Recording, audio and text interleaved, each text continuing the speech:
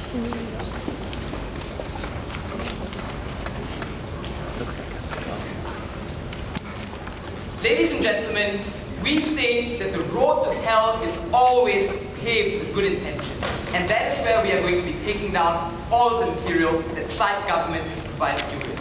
So we're going to distinguish ourselves from the opening half of this debate by showing you how we preserve the integrity of nations and the international system that allows people to have a prosperous life in the future, now and in the future. And I've got two very simple points of contention for today. First of all, how do we protect the innocents of today who they say will suffer?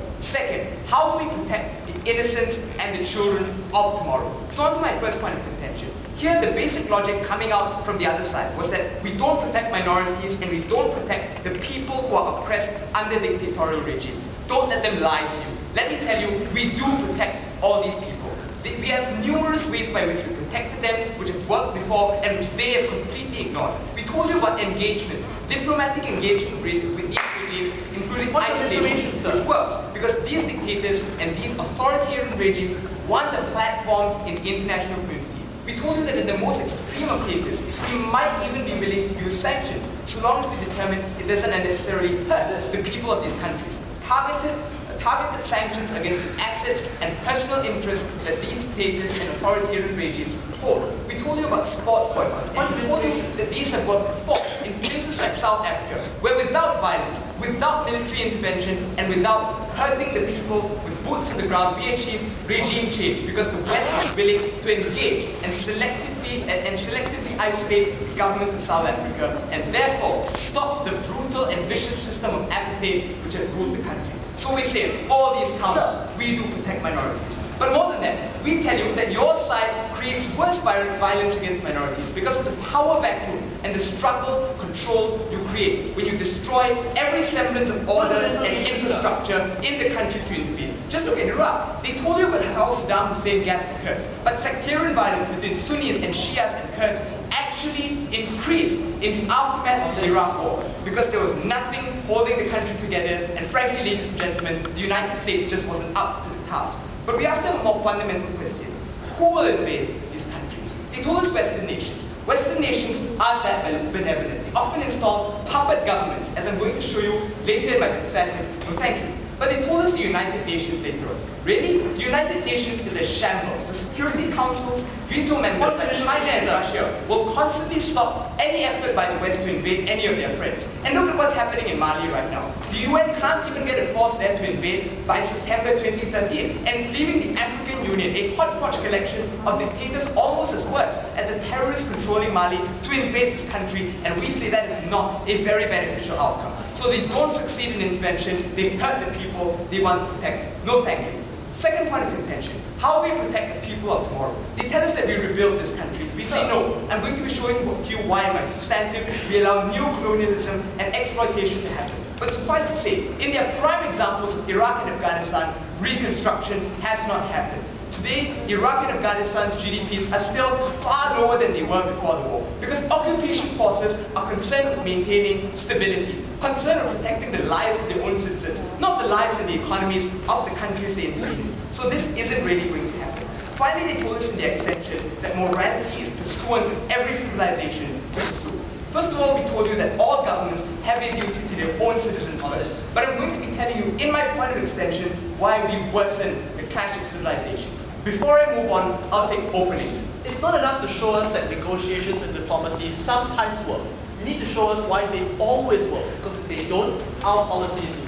We've given you a clear track record of where it has worked in a civilization where an authoritarian regime was very entrenched. But let's not be mistaken. That's not our burden. Our burden is to show you that even if we use diplomatic sanctions and they don't work now, the outcome we achieve is far worse if we intervene, if we invade. Moving on to my point of substantive, I'm going to show you how the other side facilitates abuse by Western governments. The thesis of my point is very, very simple.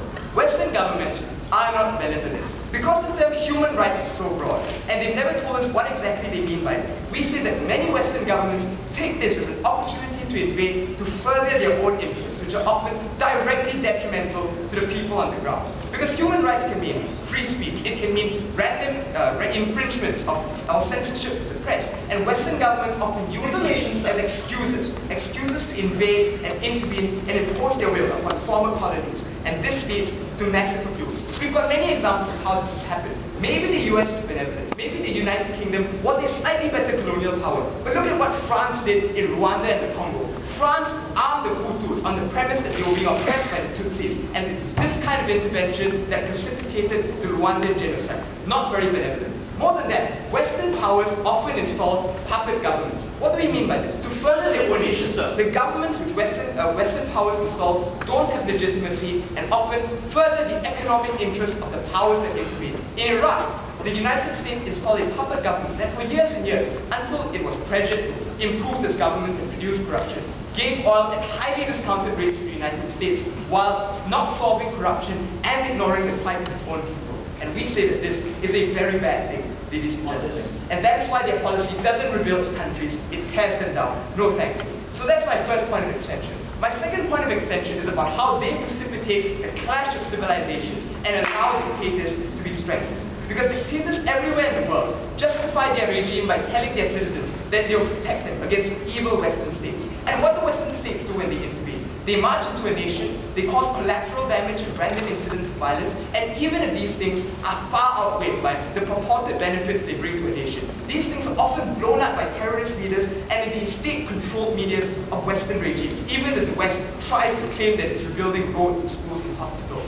More than that, Western nations violate very international laws they claim to uphold when they intervene, and this far reduces their legitimacy. Dictators are going to play up all these things. North Korea already does this, and the Arab nations before the Arab Spring told their citizens that the only reason they were still in power is because they were protecting them from the abuses of the West. And that is why the other side, as they try to assert to you in their point of extension, will not solve the problem of dictators. They are going to make dictators more powerful because their people will keep them in power when they believe that their rhetoric is justified by the aggressive actions of Western regimes. Because face it, these people aren't rational. We don't strengthen dictatorships. We don't allow them to point to a clash of civilizations which further entrenches their rule. And that is why, to protect the innocent people who will be there tomorrow and today,